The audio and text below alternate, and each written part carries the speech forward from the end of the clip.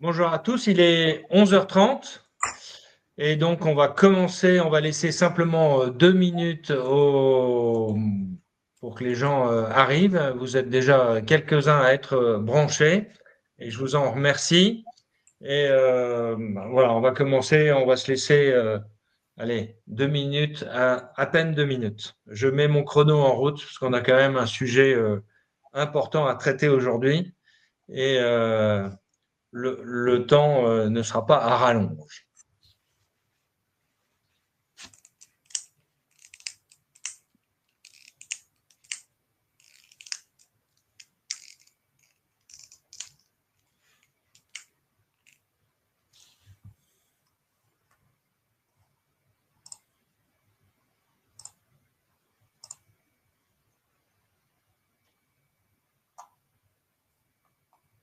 Yves, les gens se branchent.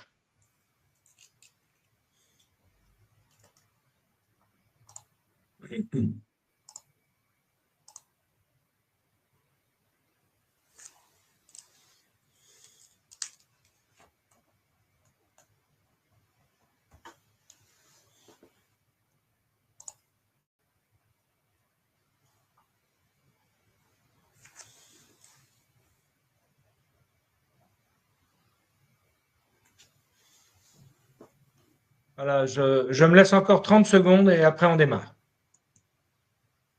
si vous voulez bien.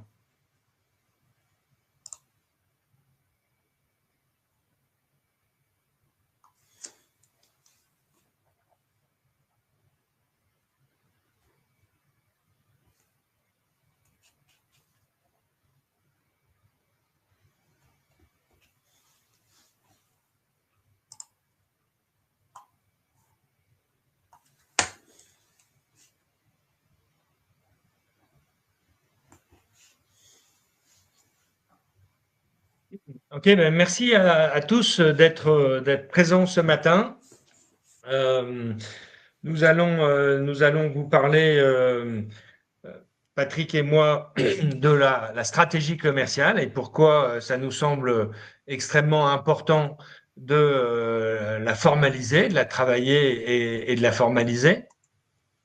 Euh, Ce qu'on va faire dans un premier temps, on va se présenter l'un et l'autre, euh, et puis ensuite nous vous demanderons de vous présenter. Alors moi, je suis Olivier Dussartel, je suis associé Maven depuis 15 ans maintenant, parce que j'ai commencé effectivement en 2010.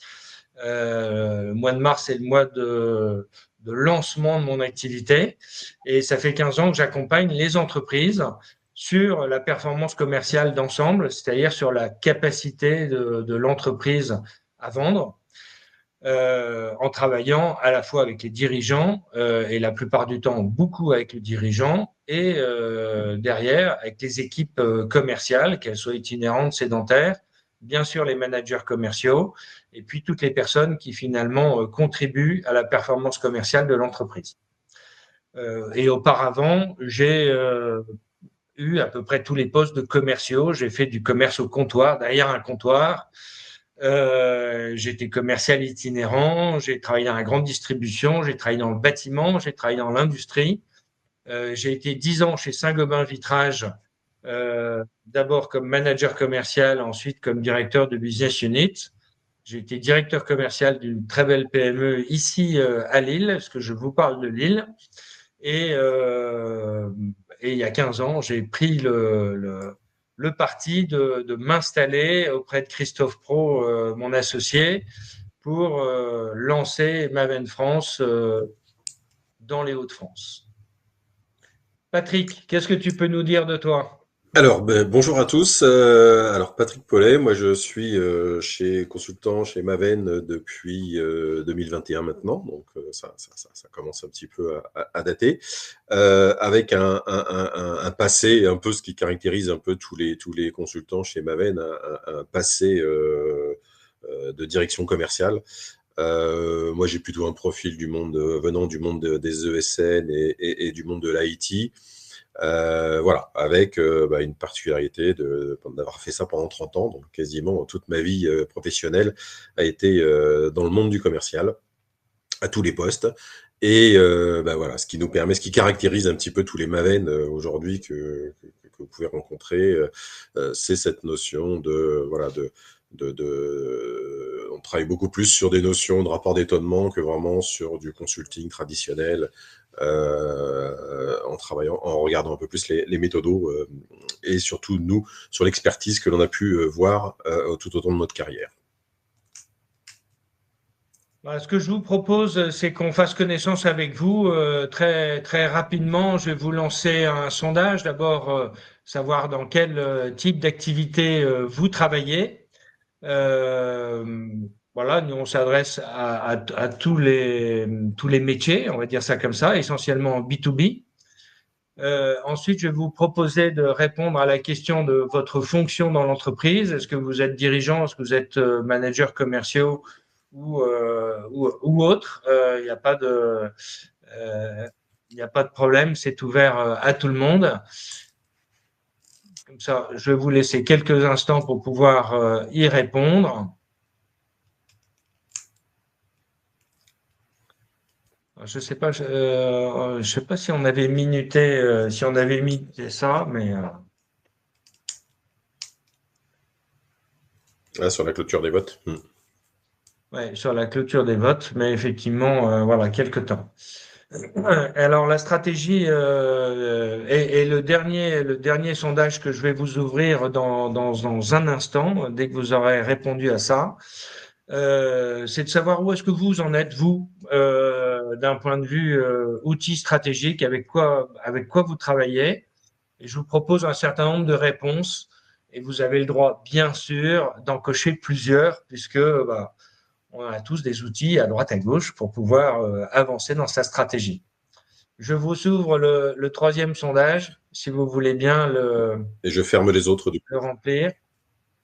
Voilà, je vais fermer les autres.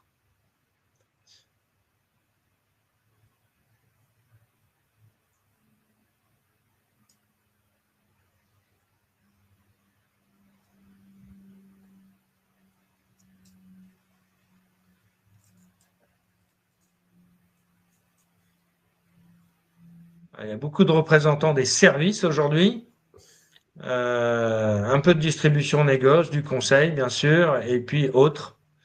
Je ne sais pas ce que ça peut être, mais vous êtes les bienvenus. Et puis effectivement, en fonction, on a la moitié des participants qui sont des dirigeants d'entreprise et des directeurs commerciaux.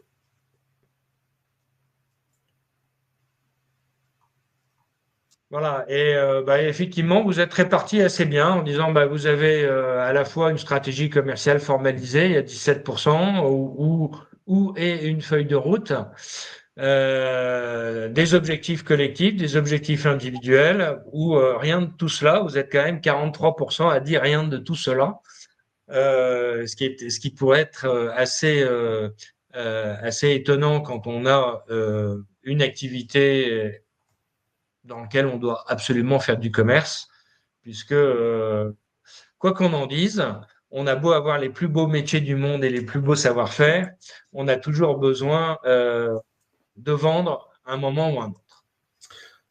Alors, qu'est-ce qu'on... Alors, juste avant de commencer, la présentation, Olivier, juste vous rappeler qu'à tout moment, vous pouvez nous poser des questions à travers le chat. Et puis, on verra si les questions découlent un petit peu des sujets abordés à l'instant T. J'interromprai. Je me permettrai de t'interrompre, Olivier, pour qu'on puisse y répondre en live, sachant on va essayer d'être assez efficace pour pouvoir manager une session de questions-réponses en fin de webinaire aussi pour compléter tout ça. Patrick, ça a coupé, Patrick. On n'a pas entendu la fin de ta phrase, mais on va essayer d'être assez efficace sur la réponse aux questions. Voilà. Donc, les questions, vous les avez vues dans la présentation du webinaire. On va répondre à l'ensemble de ces questions aujourd'hui, à la fois en partant de qu'est-ce qui nous motive, qu'est-ce qui nous motiverait à avoir une stratégie commerciale et à la formaliser.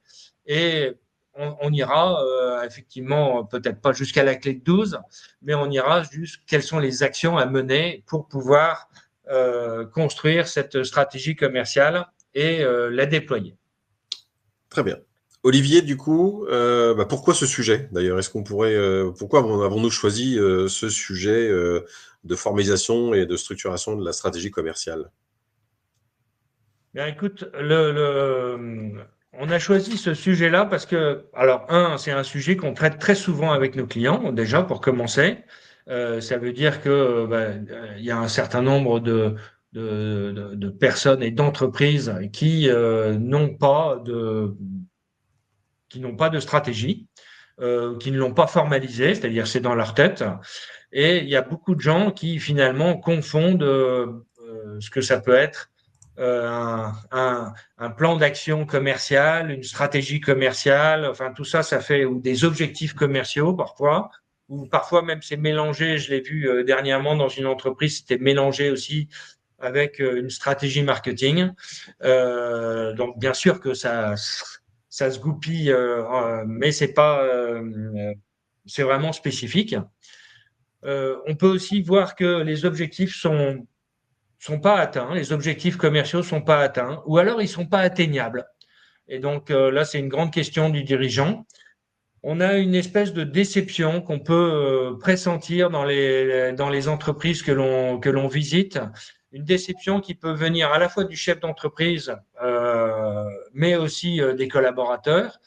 Et quand il y a cette déception qui s'installe, c'est aussi un certain fatalisme qui s'installe.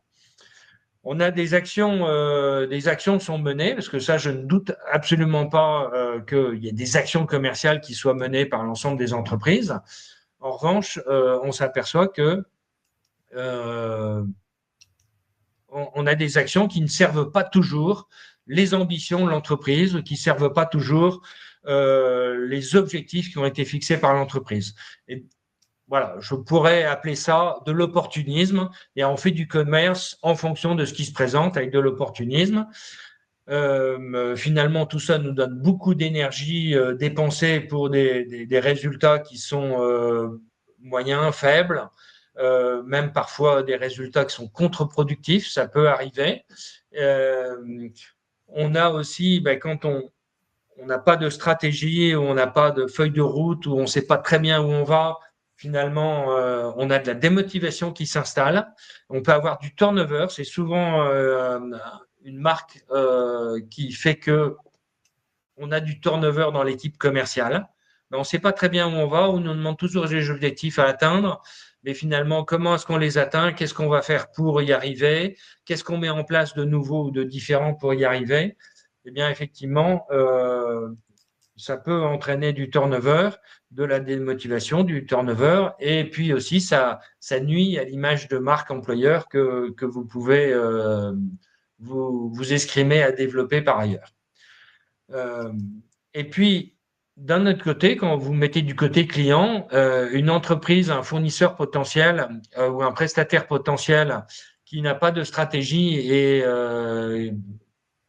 souvent, ça se voit et ça se répercute chez les clients et il y a une perception de l'entreprise qui est pas très bonne par le marché où les clients ou les prospects ne comprennent pas les différentes actions commerciales que vous faites vis-à-vis d'eux ou les messages commerciaux que vous envoyez. Ils perçoivent pas la valeur que vous allez pouvoir leur apporter au-delà de la valeur que vous leur apportez aujourd'hui. Voilà, donc une image finalement pas super positive de l'entreprise sur son marché et vers ses clients, voire vers ses collaborateurs. Très bien. Alors, Euh, Alors après les constats effectivement que l'on a pu voir au sein de nos clients, maintenant on va aborder un petit peu le sujet principal. Pourquoi est-ce crucial de formaliser sa stratégie commerciale, euh, Olivier? alors en quoi c'est crucial? À quoi ça sert? Euh, l'entrepreneur, le patron de l'entreprise, le dirigeant, il a une vision, il sait ce qu'il veut faire. A priori, il sait ce qu'il veut faire de son entreprise dans les années à venir. Il a formalisé ou pas sa stratégie d'entreprise. Eh bien, la stratégie commerciale, elle sert simplement à découler, elle découle de la stratégie d'entreprise et elle va servir cette stratégie d'entreprise. Euh, Elle va permettre plusieurs choses. Elle va permettre de clarifier les actions commerciales que nous allons faire ou la façon dont nous allons les faire et elle va les rendre plus intelligentes. C'est l'objectif de travailler sur sa stratégie commerciale, c'est de finalement demain travailler plus intelligemment que ce qu'on travaille aujourd'hui. La deuxième chose, c'est d'aligner les équipes. Aligner les équipes commerciales. J'ai rencontré, il y a encore pas très longtemps, des équipes commerciales qui effectivement faisaient beaucoup de prospection. Et puis quand on allait faire matcher la prospection que ces équipes commerciales faisaient avec ce que voulait l'entreprise en tant que telle, on s'apercevait qu'on allait chercher des clients, on allait prospecter des clients qui correspondaient pas du tout aux clients que l'entreprise voulait. Donc, on a besoin d'aligner ces équipes. On a aussi besoin, l'entreprise, le dirigeant a besoin d'anticiper et de gérer ses risques commerciaux. Ça, on le voit souvent dans des analyses de portefeuille où on peut s'apercevoir très rapidement qu'on a 2, 3, 4 clients qui pèsent extrêmement lourd dans le portefeuille et personne ne s'est posé la question, qu'est-ce qui se passe si un de ces clients ou deux de ces clients s'en vont? Donc, on a besoin d'anticiper ces risques-là et de se poser la question. On a besoin, bien sûr, d'allouer et d'améliorer l'allocation des ressources, qu'elles soient humaines ou financières. Et la stratégie va nous permettre de flécher ces ressources-là de meilleure façon. Et ensuite, pour conclure ce pourquoi faire, cette stratégie commerciale que l'on va formaliser, c'est un plan d'attaque, c'est un plan de transformation pour atteindre les objectifs qu'on a fixés. Alors quand je dis un plan de transformation, c'est pour que vous ne confondiez pas entre qu'est-ce qu'on fait demain matin pour aller faire notre chiffre d'affaires du mois ou du trimestre. C'est qu'est-ce qu'on doit faire aujourd'hui pour préparer notre business dedans 6 mois, dedans 1 an, dedans 2 ans. Donc, on est plutôt sur de la transformation profonde. Et donc, on va atteindre effectivement un certain nombre de bénéfices. On peut attendre un certain nombre de bénéfices de la formalisation de la stratégie commerciale ou de la stratégie de développement. Alors, je parle souvent des deux, stratégie commerciale ou stratégie de développement. Il y a une nuance de ma part. Stratégie commerciale, on reste uniquement dans le cadre commercial et je vous en dirai un peu plus tout à l'heure. Stratégie de développement, c'est quand on a des points qui sont vraiment très connexes, très attachés à la stratégie commerciale et qu'on va être obligé de traiter finalement pour pouvoir avancer dans le développement de nos affaires. Le premier bénéfice, je reprendrai d'abord une petite phrase de Albert qui est attribuée à Albert Einstein. Hein, je l'ai pas entendu de mes oreilles, mais c'est la folie, c'est de faire toujours la même chose et d'attendre des résultats différents. La stratégie commerciale, elle va nous servir à ça. Elle va servir à ça. Et le premier bénéfice pour l'entreprise, ça va être de garantir son développement. On peut pas dire à des commerciaux, allez, on augmente les objectifs de 10% et on va faire 10% de plus en faisant exactement la même chose que ce qu'on a fait l'année précédente ou les 2 années précédentes. Donc, on a besoin effectivement d'aller garantir ce développement. La stratégie, l'écriture et la formalisation de la stratégie commerciale va nous permettre ça. Elle va nous permettre de mieux allouer les ressources RH et financières. Pour le dirigeant, écrire sa stratégie commerciale et sa stratégie de développement, ça va permettre de lever la tête pour le dirigeant, sortir la tête du guidon, arrêter de faire de l'opérationnalité à un moment ou à un autre et faire son rôle de dirigeant, donner la direction. Où est-ce qu'on va? comment est-ce qu'on y va, avec quoi on y va, sortir un peu de l'opérationnel. Et pour les collaborateurs, le bénéfice est de vraiment comprendre là où on va, hein, à la fois oui, le but à atteindre, le but sur lequel tout le monde va converger finalement. On n'est plus là dans tout le monde travaille dans le même sens, mais tout le monde converge vers un même objectif. On va aligner son action avec les objectifs stratégiques et le collaborateur va développer grâce à ça une meilleure intelligence opérationnelle et on va faciliter l'initiative et les bonnes initiatives des collaborateurs. Alors, si on rentrait dans le vif du sujet, Olivier, allez, par quoi commence-t-on lorsque l'on veut structurer ou mettre en place une stratégie commerciale? Quand on veut structurer il faut commencer par faire un état des lieux. Quand je dis faire un état des lieux, aucune stratégie ne commence sans une excellente analyse. Donc l'analyse préalable, elle peut vous paraître un peu longue quand c'est la première fois que vous la faites avec autant de précision. Ensuite, une fois que vous avez lancé votre stratégie, vous allez organiser les remontées d'informations qui vont vous permettre d'analyser au fur et à mesure d'abord l'avancée des différents objectifs, comment est-ce qu'on avance sur les différents objectifs stratégiques, et ça va vous permettre aussi d'identifier les points pour écrire la stratégie suivante. Alors, je vais revenir sur l'analyse préalable. Qu'est-ce qu'on va aller chercher? On pourrait très bien d'ailleurs le formuler sous forme de SWOT, mais souvent les SWOT, ils sont trop rapides, ils sont trop simplistes et on ne va pas chercher les thèmes. Et les thèmes qu'on doit aborder pour analyser, le premier grand thème, c'est la place de l'entreprise sur son marché, nos parts de marché, la concurrence, la tendance des achats, les innovations qui arrivent, et puis vraiment le positionnement de l'entreprise sur son marché. Tout ça, c'est des informations souvent qu'on a d'une manière voilà, intuitive, c'est des informations à droite, à gauche, pouvoir les poser, pouvoir dire effectivement, là on représente 2% du marché, on représente 10% du marché, on représente 50% de notre marché, et puis même bien considérer le marché dans lequel on se positionne. Est-ce qu'on se positionne dans la machine-outil très large? Est-ce qu'on se positionne dans la machine-outil d'occasion, beaucoup plus restreinte? La machine-outil d'occasion pour les métalliers, encore plus restreinte, etc. Donc, bien définir le marché sur lequel on va travailler. La deuxième chose, ça pourrait être l'analyse du portefeuille. Et c'est une chose qui est très importante, qui est faite, globalement, qui est faite, mais qui est souvent faite de manière pas suffisamment poussé.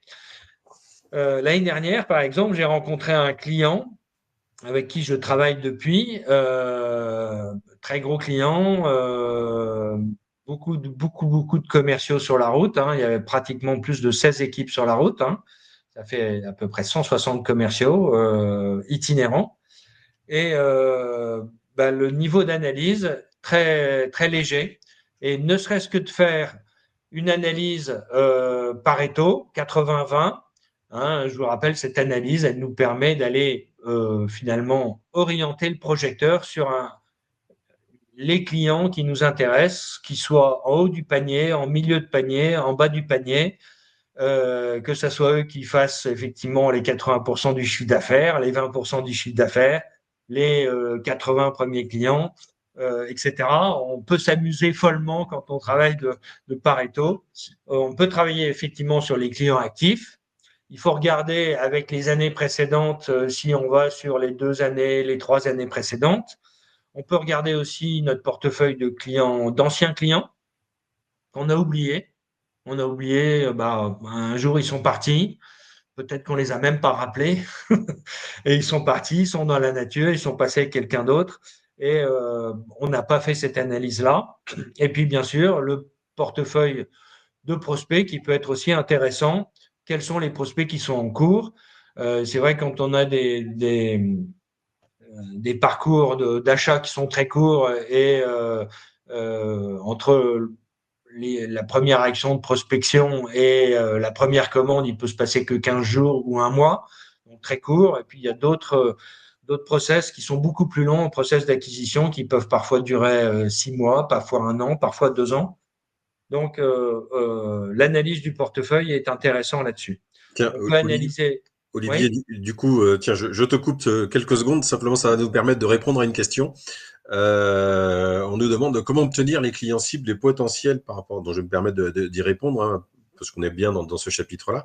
Comment obtenir les clients cibles et potentiels? Ben, c'est ce que vous disiez, Olivier, lorsque l'on fait une analyse de son portefeuille, on peut regrouper les clients sur des 4 grandes catégories, que ce soit les clients ou des prospects ou des anciens clients.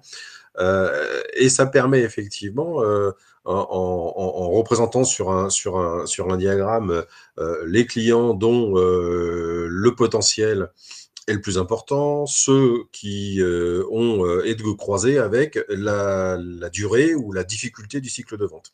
Et et en combinant et en croisant effectivement les axes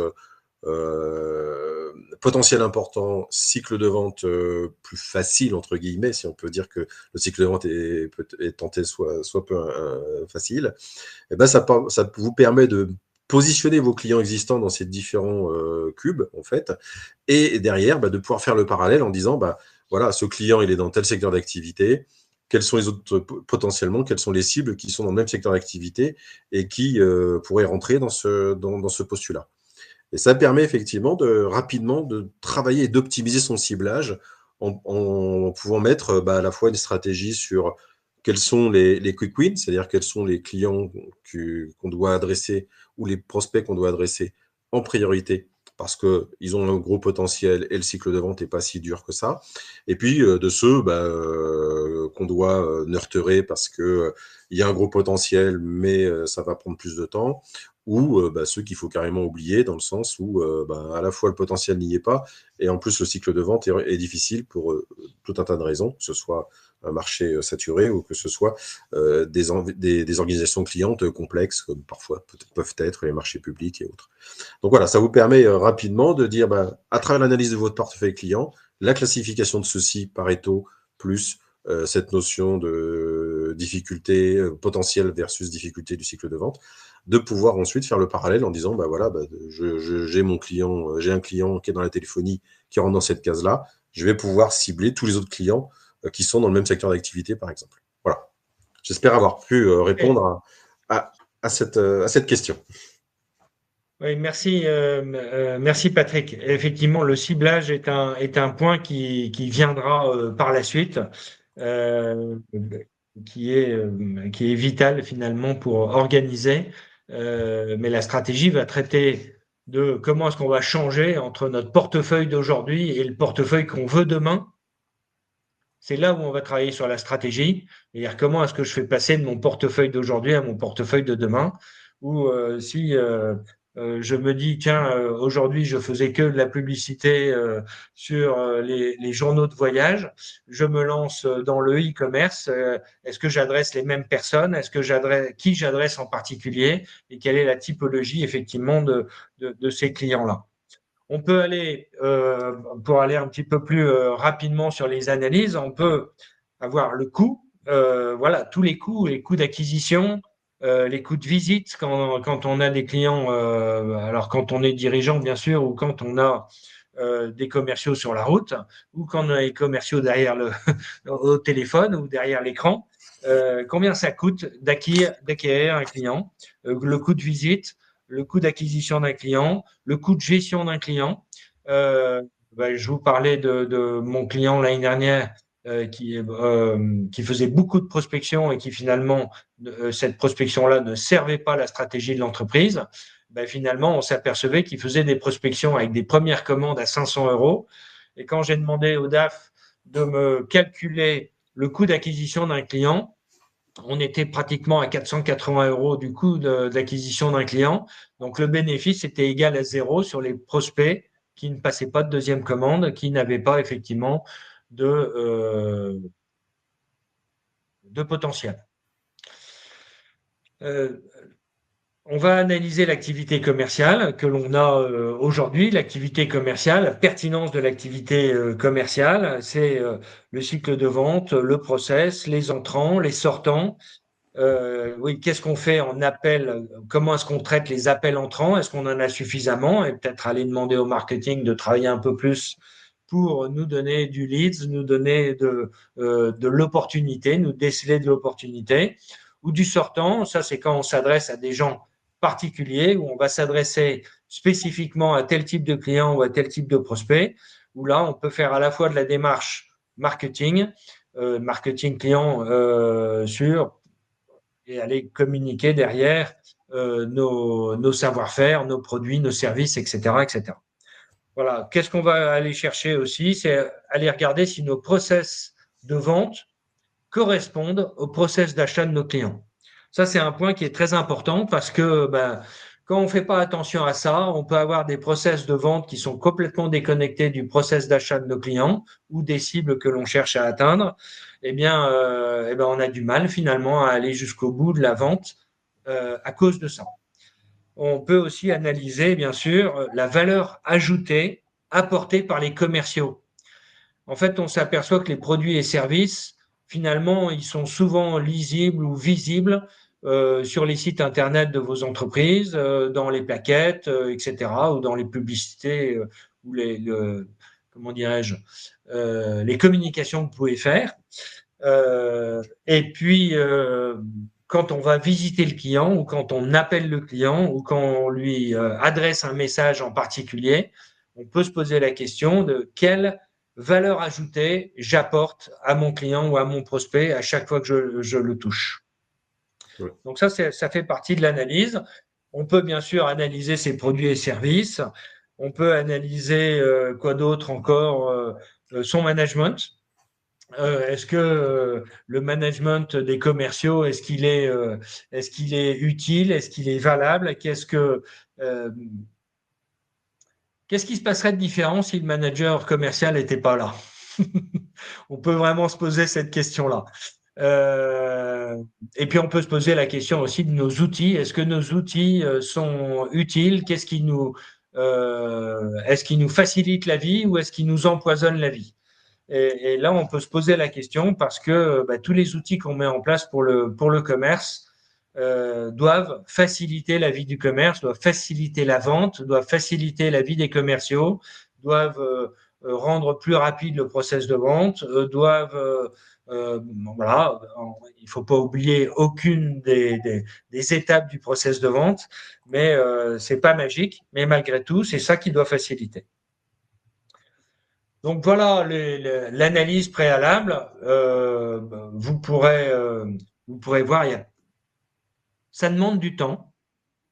Comme je vous disais, on peut faire quelque chose de simple avec le SWOT, ne serait-ce que euh, sur la partie interne, hein, donc sur nos forces et faiblesses, sur chacun des thèmes que je vous ai évoqués.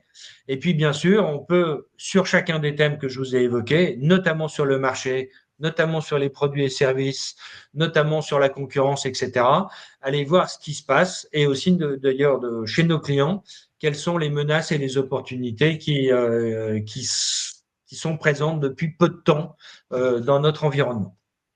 C'est d'autant plus important, hein, cette étape, hein, si je me permets de revenir dessus, Olivier, c'est que voilà, une stratégie commerciale, elle doit pas se baser sur de l'intuition, surtout pas. Et donc, elle doit reposer sur vraiment de l'analyse de la data précise. Et donc, on engage toujours, hein, nos clients, qu'ils démarrent ou qu'ils soient déjà sur dans une société déjà bien établie. On encourage vraiment nos clients à vraiment prendre soin de leur data. On parle jamais assez de l'efficacité d'un CRM, de la nécessité d'utiliser des outils comme cela et de savoir les analyser au-delà de juste savoir mesurer l'activité commerciale. Et c'est assez important parce que, encore une fois, hein, on peut pas miser l'avenir d'une entreprise, la croissance d'une entreprise sur de l'intuition. Il faut qu'on travaille sur cette donnée-là. Donc, c'est très important. Alors, on a tout ça. Maintenant, Olivier, comment construire la stratégie?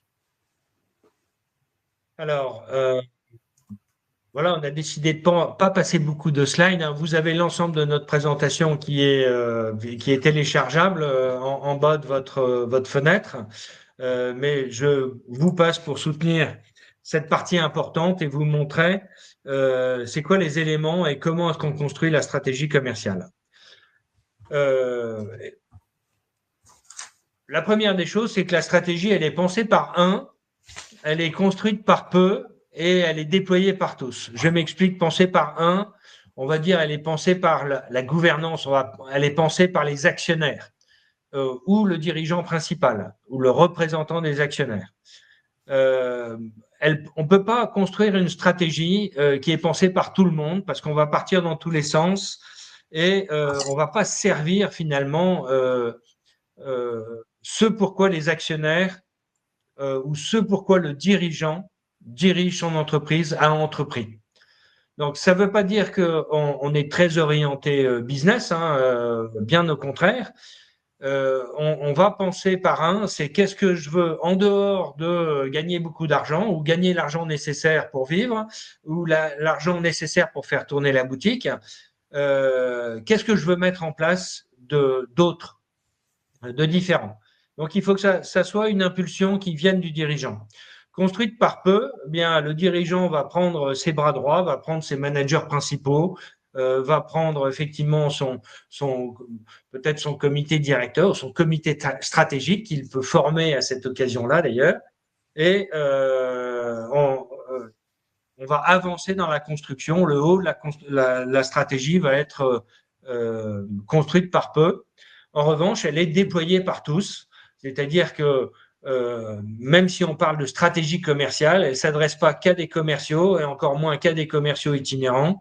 Elle s'adresse aux commerciaux itinérants, aux managers commerciaux, bien sûr, aux chefs des ventes si vous en avez, aux commerciaux itinérants, aux commerciaux sédentaires, à toutes les personnes qui font de la relation client. Ça peut être un BE, ça peut être un deviseur, ça peut être même une comptable qui fait de la relance, doit pouvoir comprendre ce que c'est que la stratégie, ou une assistante qui fait aussi un peu d'assistante commerciale ou qui fait de la réponse ne serait-ce qu'au téléphone ou qui fait de la réponse aux appels d'offres. C'est important qu'elle comprenne la stratégie commerciale et donc de l'intégrer là-dedans. Pour construire la stratégie, vous avez compris que notre analyse, elle nous permet de faire une photo d'aujourd'hui. Pour construire la stratégie, on va avoir besoin de dessiner la photo de demain. En partant de la photo d'aujourd'hui, qu'est-ce que je veux? Un peu comme une photo de famille. On l'a fait aujourd'hui, et puis on dit, tiens, dans 10 ans, elle ressemblera à quoi ma famille? Comment est-ce qu'on aura grandi? Comment est-ce qu'on aura, où est-ce qu'on habitera? Avec qui on habitera? Comment auront évolué la famille avec les valeurs ajoutées qui se seront rapportées, etc., etc. On peut très bien s'imaginer ça. Donc, la photo d'aujourd'hui versus la photo de demain, la photo que l'on veut. Ça, la photo de demain, c'est bien le dirigeant qui la met. Les retouches, elles sont faites effectivement par son codier, avec son comité stratégique, et puis elle va être mise en œuvre par tout le monde. La stratégie, elle va répondre à la question comment nous allons transformer notre façon de faire du commerce aujourd'hui, comment est-ce que nous allons le structurer différemment et comment est-ce que nous allons le processer différemment. Donc, on est bien dans de la transformation. Comment est-ce qu'on va transformer notre commerce?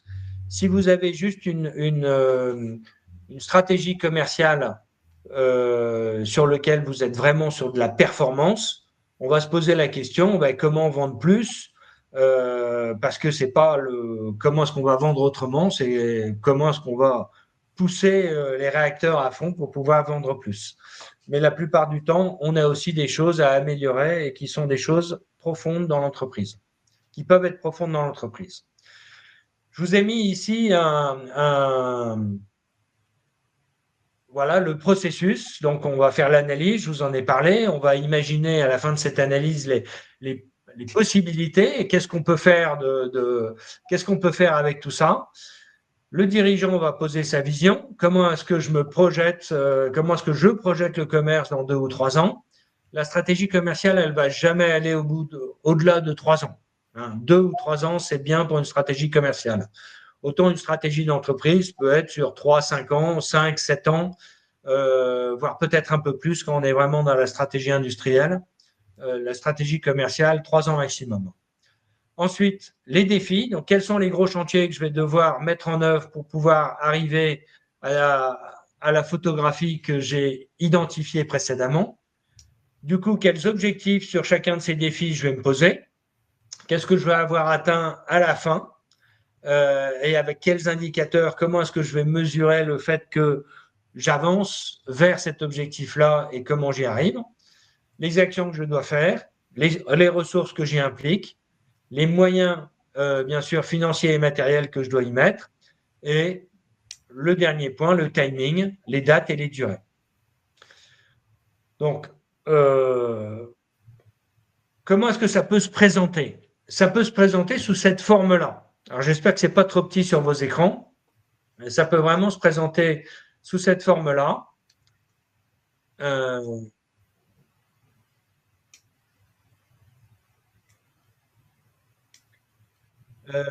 Ça peut se présenter sous cette forme-là. J'étais en train de regarder, j'avais des commentaires effectivement sur le Teams ou sur les choses comme ça, mais je vois que tout le monde est branché. Très bien. Donc, ça peut vraiment se présenter sous cette forme en disant, j'ai une vision. De cette vision, j'en tire 3 gros chantiers, 3 défis, 3 ambitions. Sur chaque ambition, je mets 3 objectifs. Sur chaque objectif, je mets 3 actions principales, 3 actions secondaires. Bon, et l'objectif derrière, c'est de pouvoir découper ces actions-là en fractions aussi petites que nécessaires pour que ça rentre dans un agenda. Que les personnes qui font ces actions puissent les intégrer, puisque ce sont des actions qui sortent de l'ordinaire, c'est des actions qui sortent de l'opérationnalité, on va dire. Si on ne les découpe pas suffisamment, c'est toujours difficile à faire rentrer dans un agenda. Et puis, c'est d'autant plus important, hein, Olivier, je t'interromps 30 secondes, c'est d'autant plus important que ça permet surtout aussi, on parlait beaucoup d'implication des collaborateurs, ça permet surtout aussi plus on découpe les tâches fines, plus ça permet d'avoir une évolution aussi dans le temps. C'est-à-dire qu'il n'y a pas pire que d'avoir des actions qui doivent durer 12 mois, 13 mois, 14 mois, où on ne se donne pas le loisir régulièrement de faire des petits points de setup et de mettre du rythme. Et ça, c'est important. Quand on déploie une stratégie commerciale, c'est important de mettre du rythme et des rites. Et ça permet de motiver tout le monde lorsque l'on passe chacune des étapes les unes après les autres. Donc, c'est assez important de découper le plus fin possible les actions. Alors, vous voyez, comme je vous ai mis les flèches sur le côté, c'est-à-dire quand vous partez de la vision et que vous descendez vers le bas de la stratégie, vers les actions, les moyens, le timing, le planning, etc., etc., vous partez de la vision qui va donner le sens et vous allez aller vers le comment. Qu'est-ce que je dois faire? Avec quoi je dois le faire? Quand est-ce que je dois le faire? Etc. Et inversement, quand vous faites une action, vous devez vous poser la question de dire qu'est-ce que sert cette action-là dans la stratégie? Et bien faire attention à ce qu'elle serve un objectif, qui sert une ambition, qui sert la vision. Et donc, c'est un fabuleux outil. La façon de formaliser votre stratégie commerciale va vous donner un outil absolument fabuleux pour pouvoir communiquer et rappeler aux personnes que vous êtes, comment dirais-je, que vous donnez du sens, de rappeler aux personnes de pourquoi est-ce qu'ils font les choses, dans quel but ils font les choses, dans quel objectif ils font les choses. Voilà, donc on va avoir, donc ça c'est une façon de présenter sa stratégie, je l'ai déjà fait comme ça. On peut aussi, voilà, on peut avoir différentes formes. Ça va se traduire à la fin dans un produit qui peut être comme celui-ci. Alors, Patrick me disait qu'il n'était pas forcément super sexy, mon tableau, mais c'est une trame. Après, je change les couleurs, je change les caractères en fonction de l'entreprise dans laquelle je travaille. C'est vraiment un début où vous voyez quand on va de gauche à droite, On va vraiment partir sur quel sens je donne, comment est-ce que je dois faire ma vision. Je dois la découper en ambitions. Comment est-ce que je vais arriver à faire mes ambitions? Je dois les découper en objectifs. Comment est-ce que je vais arriver à atteindre mes objectifs? Je dois avoir des actions majeures et des actions secondaires. D'ailleurs, dans les objectifs, qui est un des points qui est assez, comment dirais-je, assez difficile toujours à bien fixer des objectifs, on fera attention qu'on fixe des objectifs et on fixe les indicateurs avec lesquels on va mesurer l'avancée vers ces objectifs-là. Bien faire attention à ce que vos objectifs, même si c'est des objectifs stratégiques, à bien savoir comment est-ce que vous allez les mesurer. Et que ça ne soit pas uniquement des objectifs mesurables. C'est-à-dire, si vous mettez dans une stratégie commerciale atteindre 3 millions d'euros, pour moi, ce n'est pas tout à fait un objectif. Pour moi, c'est plutôt une conséquence de tout ce que vous allez mettre en œuvre et des objectifs que vous aurez atteints qui vous fera atteindre ces 3 millions d'euros, si c'est votre objectif-là. Donc, vous voyez, il y a des outils qui existent et c'est surtout la méthode et la formalisation qui va vous permettre derrière d'emmener vos équipes et de pouvoir travailler avec vos équipes sur le sujet. Alors justement, il serait peut-être temps d'aborder cette notion de comment faire adhérer ces équipes à sa stratégie commerciale. Alors, aligner ces équipes, c'est une chose qui est assez intéressante parce que d'abord, c'est nécessaire pour que la stratégie puisse aller jusqu'au bout. Aligner ces équipes, ça va nous permettre on va partir d'une prise de conscience. Cette prise de conscience, on peut faire participer vraiment une très large partie des collaborateurs sur l'analyse.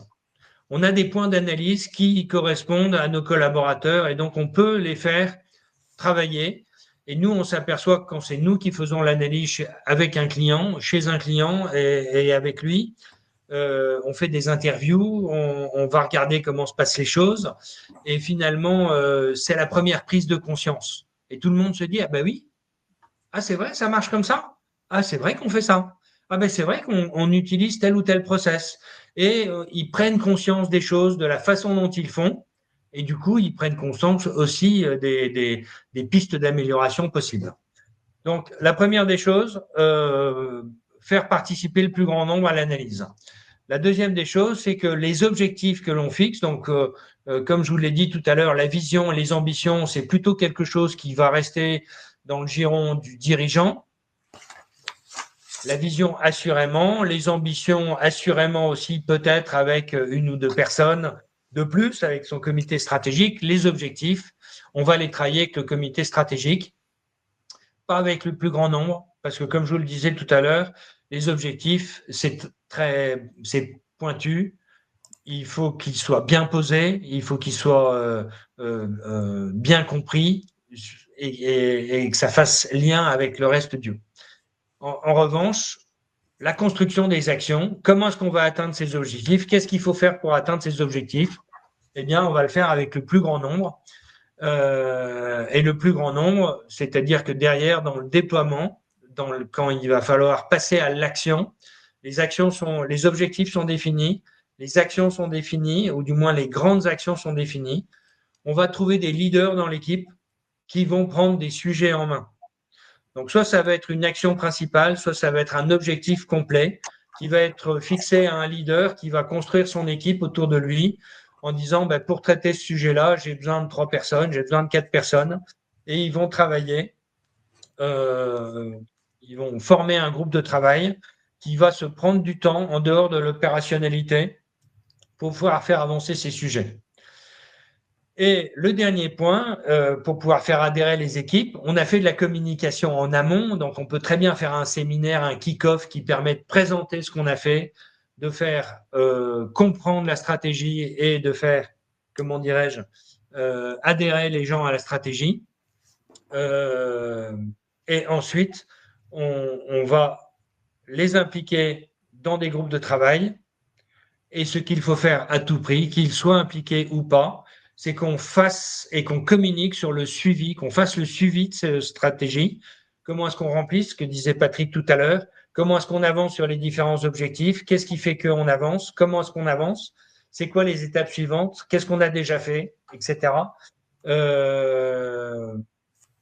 Et là, le dirigeant et l'animateur de la stratégie, donc que ce soit le dirigeant commercial ou le dirigeant de l'entreprise quand il fait office de directeur commercial, c'est le dirigeant qui va animer cette stratégie, qui va faire les points d'avancement avec les uns et les autres et qui va communiquer sur l'avancement.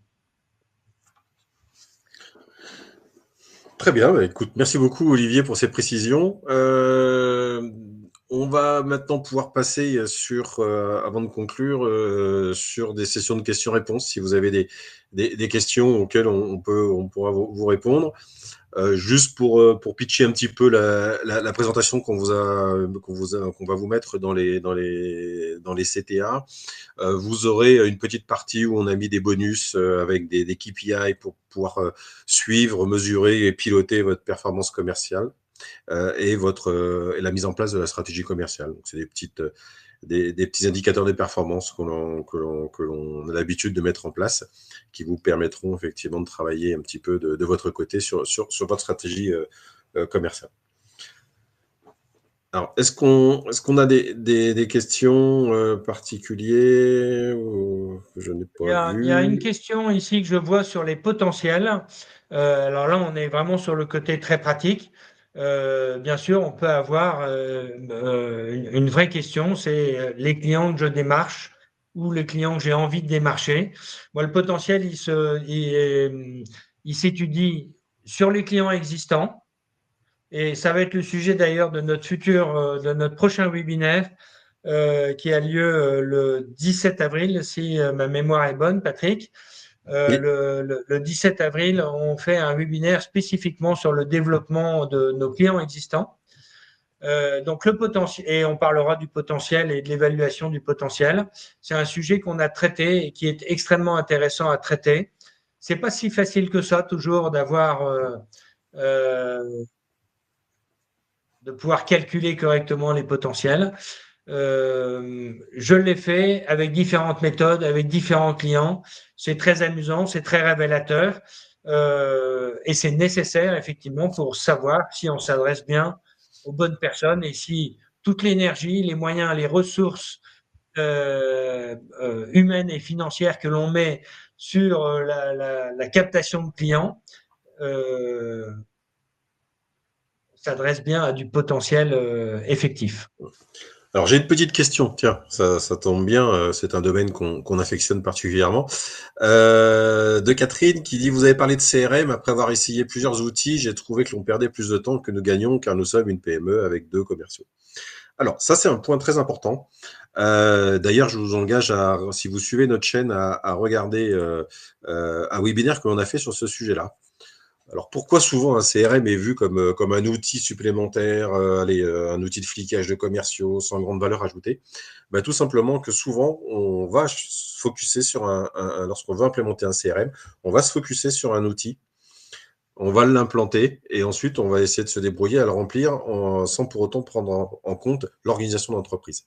C'est très, très important lorsqu'on dit il y a un CRM, il y a différentes étapes. On a besoin de CRM, on fait un cahier des charges, on sélectionne un prestataire, etc. On fait l'intégration, la formation, la conduite du changement.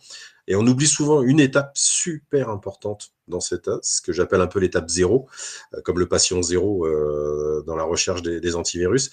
C'est cette notion avant de lancer ce genre de choses, ce genre de projet, il faut être sûr qu'on a un process commercial qui est unifié, c'est-à-dire un process commercial qui permet d'établir, et c'est vrai aussi pour structurer une stratégie commerciale, c'est important d'avoir au préalable travaillé sur son process commercial. Quelles sont les différentes étapes que l'on suit pour faire un commercial? Quelles sont les instances qui jalonnent le parcours commercial? Quels sont les collaborateurs? Quels sont les rôles et responsabilités des uns et des autres? Et tout ça, ça permet derrière de pouvoir faire en sorte que le cahier des charges qu'on va écrire correspond, est une image de ce process-là. C'est pas l'outil. Oui, moi, je viendrai, Patrick, si tu permets, parce que là, tu es en train de faire ton Non, déroulé, et c'est j'ai vrai qu'il fini. est extrêmement important. La CRM, ça doit servir à capitaliser les informations, à les partager. Ça doit nous servir à l'analyse, c'est-à-dire qu'est-ce que j'ai fait avec mon client précédemment et qu'est-ce qu'on a en cours avec lui. Ça doit nous permettre de suivre les avancées commerciales et ça doit surtout nous permettre de fluidifier la relation avec le client et de l'améliorer. Ça doit permettre aussi aux commerciaux de ne rien oublier. Il n'y a rien de pire qu'un commercial qui a engagé son client en disant je vous rappelle dans 15 jours sur tel sujet et en fait on rappelle un mois après en disant mince j'ai oublié ce client-là. Il n'y a rien de pire. Alors qu'une CRM qui est bien renseignée, ça doit faciliter le travail du commercial et ça doit lui permettre d'être plus efficace. Avec une CRM bien faite, et ça je vous le dis parce que nous-mêmes, on est indépendants, on est 5 dans le cabinet Maven, on a une CRM et qu'on utilise tous pratiquement très indépendamment les uns des autres, mais elle nous sert tous les jours. Elle nous sert à communiquer avec nos clients, elle nous sert à nous rappeler les actions que l'on doit faire, elle nous sert à faire de la communication vis-à-vis de nos clients. Enfin, elle nous sert à beaucoup de choses et c'est un des onglets sur nos ordinateurs qui est souvent actionné, très souvent actionné pour pouvoir développer notre business. Donc, voilà, j'entends bien, Catherine, la difficulté que c'est. Euh, Ne prenons pas la CRM comme une contrainte. Si c'est une contrainte, c'est que c'est mal foutu, c'est que c'est fait comme ça a été, comment dirais-je, acquis par l'entreprise ou mis en place par l'entreprise comme un outil qui nous permettrait de faire des nouveaux clients. Alors, c'est pas du tout le cas. En revanche, ça facilite énormément le suivi des prospects, le suivi des clients existants, le suivi des actions commerciales, le suivi de tout ce que ça donne de la pertinence aux actions commerciales qu'on doit faire et que l'on fait réellement. Voilà. Voilà pour ce qu'on pouvait dire sur les clients. Il y a encore une dernière question, effectivement, sur comment obtenir de nouveaux clients potentiels. Bon, eh ben, ça, c'est une longue histoire. Je ne vais pas vous répondre ici. Effectivement, la stratégie commerciale, quand on démarre un business, c'est important de savoir qu'est-ce qu'on fait, qu'est-ce qu'on offre, comment est-ce qu'on y va. Les clients, comment est-ce qu'on calcule le client potentiel, comment est-ce qu'on s'adresse, on s'adresse à qui, il fait quel chiffre d'affaires, il a quel type de machine, il a quel type d'activité, il a combien de personnel, il a, etc. Enfin, tous les indicateurs qui peuvent nous intéresser sur le sujet. Oui, on pourrait faire effectivement pratiquement un webinaire complet sur la prospection et comment obtenir de nouveaux clients potentiels. Il est possible qu'on ait ça dans notre programme ces prochains mois. Vous pouvez suivre notre chaîne. On l'a d'ailleurs peut-être traité en partie dans notre première année du webinaire 2024. Ok, Patrick, je vais te merci. laisser conclure. Oui, merci Olivier. Merci pour cette présentation. Merci à vous pour avoir participé à tout ça. Donc, juste en conclusion, alors je vais faire juste en une phrase du coup, parce que on est l'idéal, on apprend toujours, il faut respecter le temps. Et donc, le temps de tout le monde est précieux. En fait, structurer sa stratégie commerciale, quelque part, c'est essentiel pour une entreprise. Et quelque part, ça revient à répondre à la question suivante. C'est comment transformer un inconnu en prospect, un prospect en client et un client en promoteur. Voilà. C'est, comme on dit toujours, ne pas confondre une stratégie commerciale avec juste une stratégie de prospection. C'est vrai que c'est important, mais ça en fait partie, mais c'est un des points à aborder lors d'une stratégie commerciale. Voilà. Je ne vais pas vous refaire un résumé de tout ce que vous a dit Olivier, mais en tout cas, j'espère que vous avez apprécié ce webinaire. Vous avez en bas donc soit la possibilité de télécharger la présentation où Olivier vous a diffusé quelques slides, mais il y en a d'autres dans cette présentation-là pour vous éclairer un peu plus. Il y a des bonus aussi dedans pour pouvoir mettre en place des KPI pour vous permettre, pour vous aider un petit peu à mettre en place et structurer et piloter votre stratégie commerciale. Et puis, il y a une autre aussi possibilité, si vous le souhaitez. On est à votre disposition pour pouvoir avoir des petits entretiens téléphoniques ou des entretiens en visio pour pouvoir poursuivre cette discussion, si tant est qu'il y a des sujets qui n'auraient pas été abordés et qui vous intéressent. Je sais qu'on avait un sujet sur la partie e-commerce, sur un lancement d'activité. Alors, bravo déjà à la personne qui lance son activité dans le monde du tourisme. Mais effectivement, on peut échanger aussi là-dessus si vous avez besoin de quelques conseils pour bâtir une stratégie commerciale pour lancer votre activité dans le tourisme de luxe.